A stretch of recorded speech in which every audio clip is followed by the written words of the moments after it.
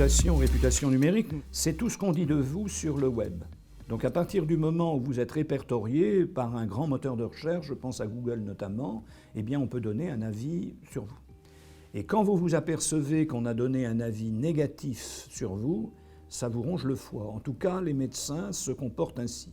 Parce que cet avis négatif est souvent très excessif, correspond d'ailleurs à des données subjectives et qu'il y a des patients quérulents qui vont mettre donc des commentaires ravageurs sur le net et mettre des notes un peu comme ils le font pour les hôtels et les restaurants sur TripAdvisor. Donc je crois qu'il faut dire aux médecins que d'abord ce ne sont pas les seuls qui sont concernés et la loi a consacré que tout citoyen peut donner un avis sur tout.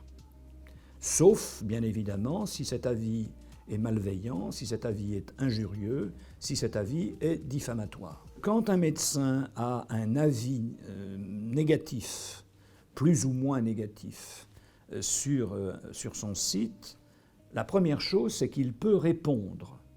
Ce qui peut contribuer d'ailleurs à atténuer l'agressivité de celui qui a mis le message et qui en tout cas démontrera à ceux qui vont éventuellement lire les avis qu'il y a une réponse qui a été apportée et une réponse que je vais qualifier d'empathique. Je ne veux pas dire qu'elle est bienveillante, mais enfin une réponse empathique. Ce n'est pas la peine de faire de la surenchère.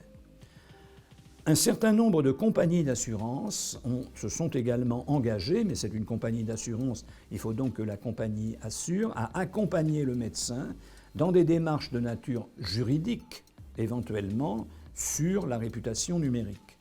Donc, si on s'intéresse à l'offre des éditeurs qui est faite vers les médecins, eh bien, on peut imaginer que le panier, en quelque sorte, auquel le médecin prendra ou ne prendra pas, comporte également un volet relatif à la protection juridique.